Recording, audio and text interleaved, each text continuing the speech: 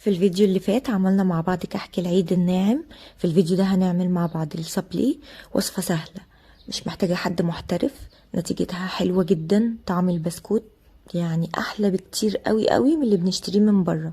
هنعمله مع بعض بالكوباية وبالجرام، هقول لكم المقادير بالكوباية وبالجرام عشان يطلع معاكم مظبوط.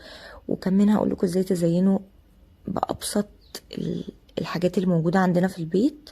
مش محتاجين تعقيد ولا اي حاجة، هي بجد وصفة سهلة جدا وهتنجح معاكم من اول مرة.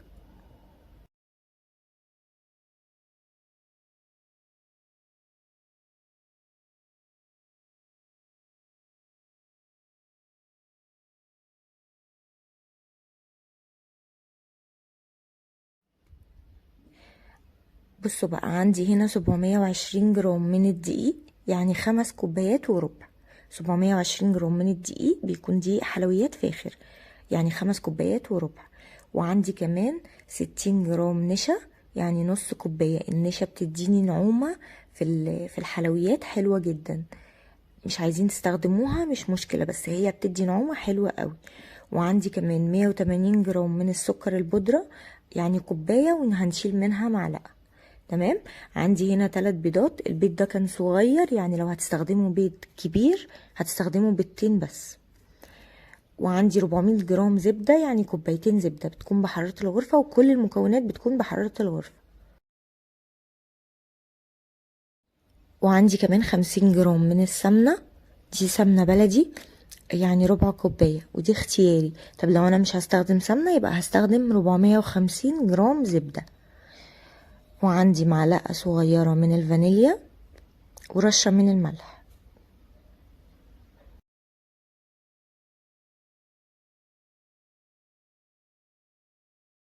هبتدي بقى ان انا اضرب الزبدة والسكر والسمنة مع بعض، بس هقلبهم الاول شوية بالمعلقة عشان السكر ما يطرش مني وانا شغالة بالمضرب. طب لو انا ما عنديش مضرب ولا عجان، عادي جدا هعمل بايدي وهتديني نتيجة حلوة. بس هنفضل نضرب في الزبدة والسكر والسمنة مع بعض لحد ما يدوني لون فاتح وقوام خفيف. يعني بتلاقوا الزبدة ليها كده قوام خفيف كده. خلاص انا خلصت الخطوة الاولى.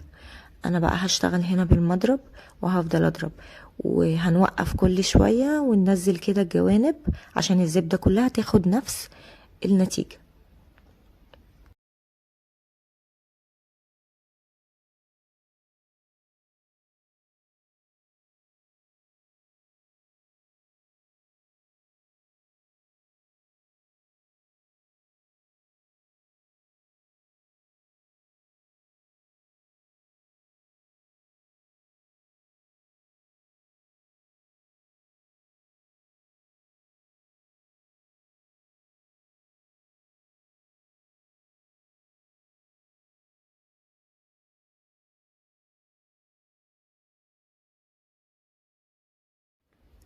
مهم جدا ان انا اوقف كل شوية وانزل الجوانب كده بالشكل ده.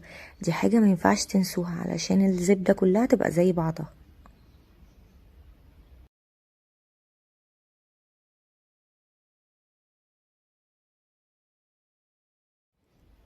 ومجرد ما توصل معاكم الزبدة للمرحلة دي، بصوا لونها فاتح، بصوا بقت خفيفة ازاي.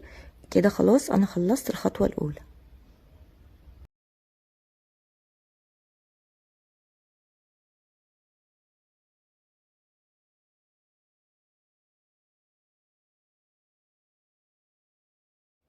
بعد كده بقى هحط النشا وهضربها مع الزبدة كويس لحد ما النشا دي تختفي تماما.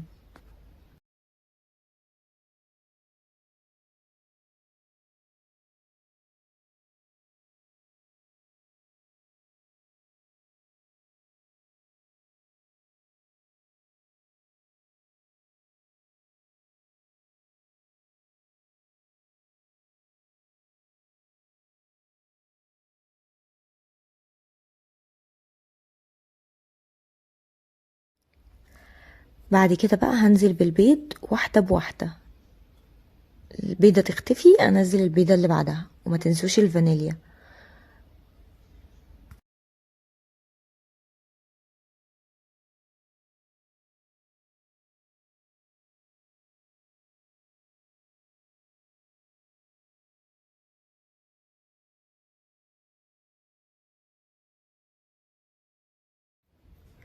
واخر خطوة هي الدقيق ورشة الملح، بينزلوا كده على الزبدة وبقلبهم بايديا. انا بحب اشتغل الخطوة دي بايديا لحد ما الدقيق يشرب الزبدة وتبقى عجينة كده طرية متماسكة، هقدر اشتغل بيها وافردها واشكلها تمام. بس كده يبقى انا كده خلصت خلاص عجينة السابلي.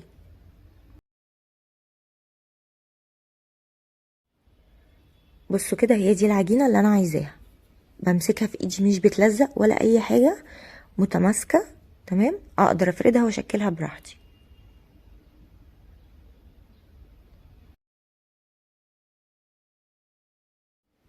هقسم بقى العجينة جزئين وهحطها في كيس تلاجة واسيبها ترتاح في التلاجة ساعة او نص ساعة، وبعد كده هشتغل فيها على طول.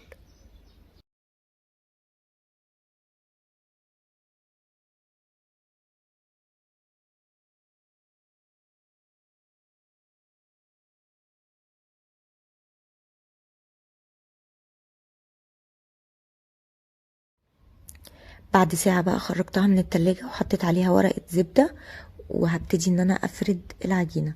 ممكن استغنى عن ورق الزبدة ده خالص واحط كيس كده زي اللي تحت بالظبط، هيديني نفس النتيجة واحسن كمان.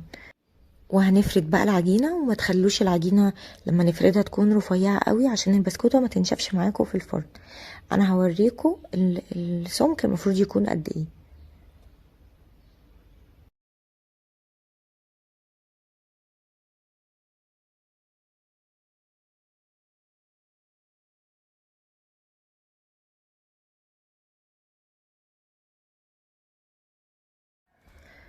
بعد بقى ما فردتها هقطعها باي قطاعة عندي. وعلى فكرة لو ما عندكوش قطاعات خالص ممكن تستخدموا كوباية تكون صغيرة شوية، يعني زي كوباية القهوة كده او الشاي الصغيرة دي، هتديكوا بسكوتة تحفة.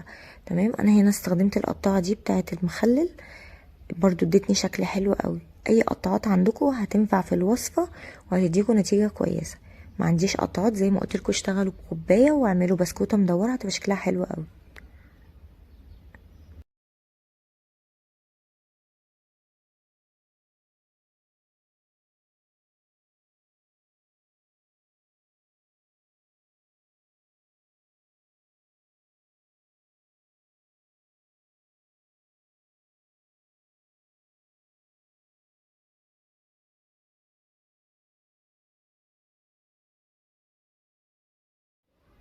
بصوا ده سمك البسكوتة اللي انا قلتلكوا عليه، ما تكونش رفيعة قوي ولا تكون تخينة قوي.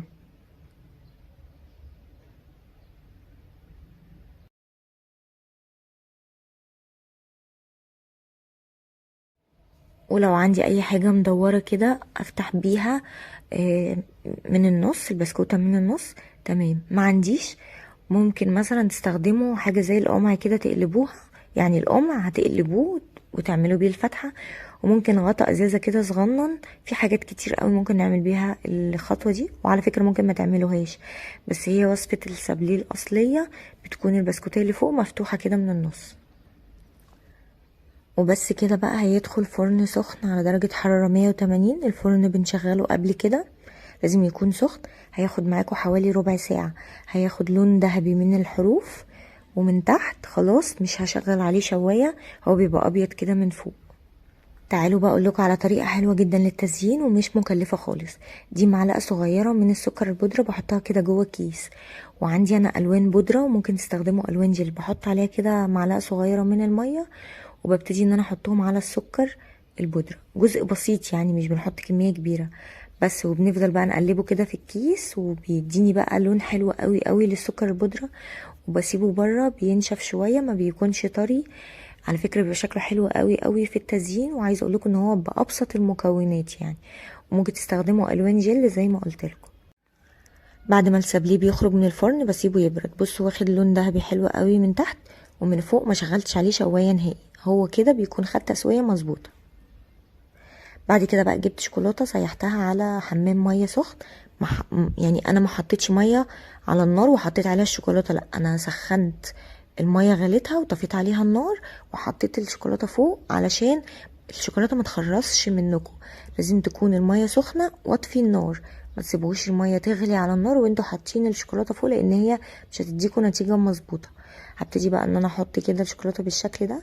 طبعا هي المفروض الوصفه الاساسيه بتحط فيها مربى، بس بصراحه انا مش بحبها يعني بالمربى، فاستخدمت شوكولاته. تقدروا تستخدموا مربى لو حابين.